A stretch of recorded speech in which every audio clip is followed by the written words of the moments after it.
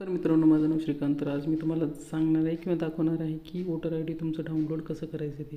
ठीक आहे, सर्वप्रथम तुम्हाला वोटर हेल्पलाईन ह्या ॲपवर जायचं आहे. वोटर हेल्पलाईन ॲप हे तुम्हाला गुगल प्ले स्टोअरवर भेटेल, तिथून ते डाउनलोड करायचं आहे. तुम्ही जर अप्लाय केलेलं नसेल तर तुम्हाला तिथे लॉग इन करून तुम्हाला तिथे तुमचा युजर आय डी वगैरे क्रिएट करून तुम्हाला तिथे लॉग इन करायचं आहे.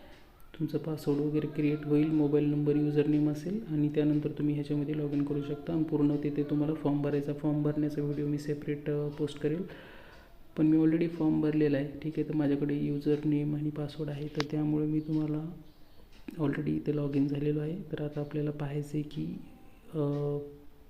डाउनलोड कसं करायचं. तिथे एक थर्ड ऑप्शन दिसते, डाउनलोड ई एपिक. ठीक आहे, ह्याच्यावर क्लिक करायचं आहे.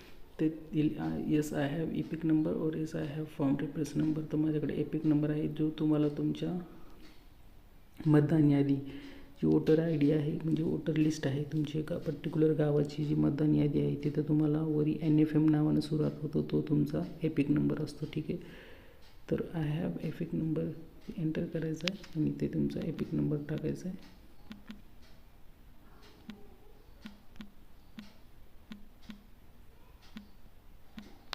ठीक आहे, त्यानंतर तुमचं स्टेट सिलेक्ट करायचं आहे.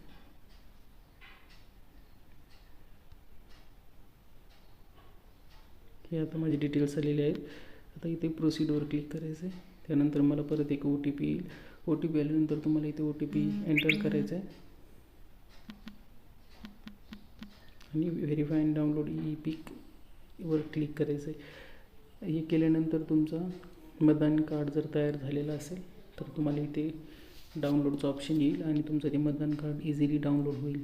तर ही प्रोसेस कंप्लीट 3 मिनिटसुद्धा घेऊ शकते किंवा 3 मिनिटाच्या अगोदरसुद्धा हे डाउनलोड होऊ शकतं. तर मी आशा करतो तुम्हाला व्हिडिओला आवडला असेल, कारण खूप इझी स्टेप आहे.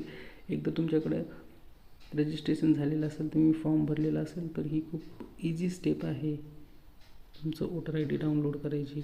ठीक आहे, आणि एकदा तुमची वोटर आय डी तुम्हाला वोटर आय डी मिळाल्यानंतर तुम्ही ती प्रिंट आऊट काढून लॅमिनेटसुद्धा करू शकता किंवा एक PVCचं एक प्लास्टिक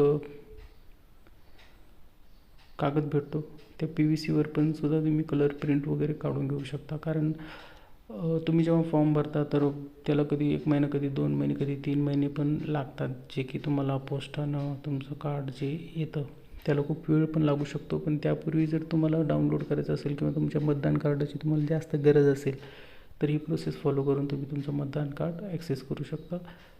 त्याला कलर प्रिंट काढून त्याला लॅमिनेट करू शकता आणि तुम्ही ते यूज करू शकता. तर अशा प्रकारे आपलं मतदान कार्ड हे डाउनलोड झालेलं आहे. इथं पाहू शकता तुम्ही माझे पूर्ण डिटेल्स फोटोसहित आलेले आहेत. आणि आता फक्त याला कट करून त्याला लॅमिनेट करून तुम्ही तुमचं मतदान कार्ड वापरू शकता. ठीक आहे, धन्यवाद.